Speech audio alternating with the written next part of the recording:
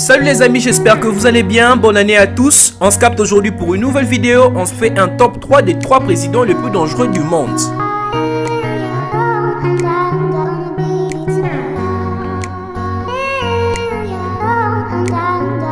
Surtout les amis, n'hésitez pas à liker la vidéo si vous avez aimé, à vous abonner, à activer la cloche de notification pour ne manquer aucune de nos prochaines vidéos. Et Crisco, qu'est-ce qu'on dit aux amis? C'est parti!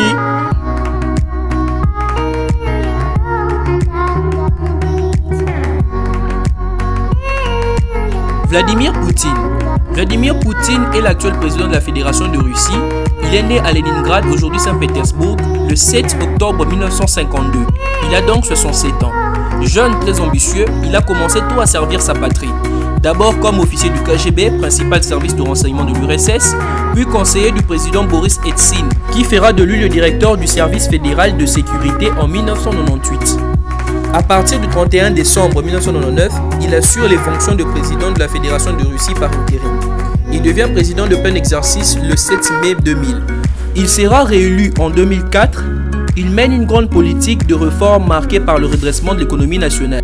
En 2008, la Constitution l'empêchant de briguer un nouveau mandat, il joue un jeu de ping-pong avec Dmitry Medvedev, avec qui il instaurera un système exécutif alternatif. Nous l'avons classé 3e dans la liste des présidents les plus dangereux du monde à cause des faits suivants. Il est le seul président qui mène une politique économique de tête à tête face à l'Union européenne et les États-Unis. Il possède l'arme nucléaire avec un effectif militaire actif de 4 millions de soldats, doté d'un budget annuel de plus de 46 milliards de dollars américains, pouvant déclencher ainsi à volonté une 3e guerre mondiale. Par ailleurs, le rapport de Panama Papers l'instaure comme le véritable homme le plus riche de la planète, de passant Bill Gates et Jeff Bezos de très loin.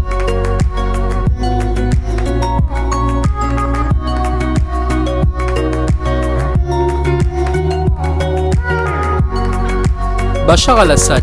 Bachar al-Assad est l'actuel président de la Syrie. Il est né le 11 septembre 1965. Il a donc 54 ans. Bachar al-Assad avait à l'origine un faible intérêt pour la politique, compte tenu du fait que son grand frère Bassel était celui qui avait été choisi par leur père Hafez al-Assad comme successeur. Mais à la mort par un accident de véhicule de son grand frère, il est désigné par le Parlement syrien comme futur successeur et président de la République. Alors il est élu le 17 juillet 2000 par référendum. Cela fait 20 ans jour pour jour que Bachar al-Assad est toujours président de la Syrie. Bien sûr, cela grâce aux multiples stratégies politiques visant parfois à emprisonner des opposants politiques et à réduire énormément le droit de l'homme en Syrie. Nous l'avons classé 2e sur notre liste de 3 présidents les plus dangereux du monde pour les faits suivants. Premièrement, malgré que la Syrie est membre du traité sur la non-prolifération des armes nucléaires, Bachar al-Assad développe un programme nucléaire undercover ou sous couverture d'un programme nucléaire civil qui tend à la production du plutonium militaire. Mais aussi, Bachar al-Assad a toujours été accusé d'avoir violé le droit de l'homme en Syrie. Il a toujours maintenu un climat nauséabond avec les États-Unis et les Occidentaux. Mais aussi et surtout, il a toujours été allié du bloc soviétique contre les Américains. Mais aussi les Américains le soupçonnent d'avoir quelques liens avec Pyongyang. Voilà, voici encore un président qui peut nous déclencher une 3e guerre mondiale. Voici le président le plus dangereux du monde. Malgré que ses 2 prédécesseurs dans cette vidéo soient des hommes très influents et puissants, leur volonté de déclencher la 3e guerre mondiale est un peu moins prononcée que ce dernier. Car en effet, Kim Jong-un est un dictateur fou allié qui n'hésite pas à pointer ses missiles intercontinentaux sur les États-Unis d'Amérique. Né le 8 janvier 1984, il a actuellement 36 ans. Le leader nord-coréen est celui qui, de tous les Kim Jong, a réussi à installer l'autorité de l'État sur la totalité du territoire nord-coréen. Ouf, quel totalitarisme!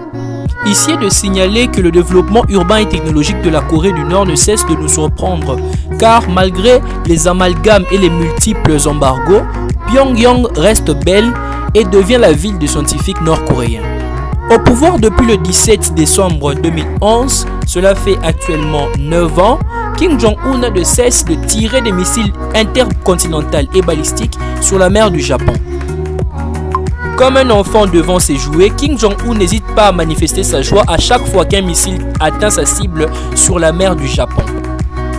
Malgré les multiples sanctions économiques des Nations Unies sur la Corée du Nord, le leader nord-coréen a su garder comme principal allié la Chine et la Russie dans ses rapports économiques.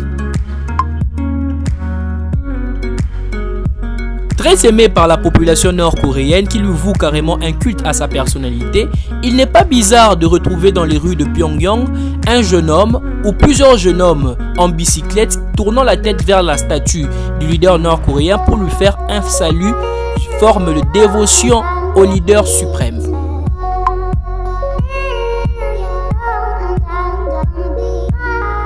Ce n'est qu'actuellement que le conseil d'administration de la Corée du Nord, dirigé par le leader suprême Kim Jong-un, se sont décidés ou s'est décidé d'ouvrir le pays à une voie beaucoup plus diplomatique dans le but de le sortir d'une crise ou d'une probable crise économique.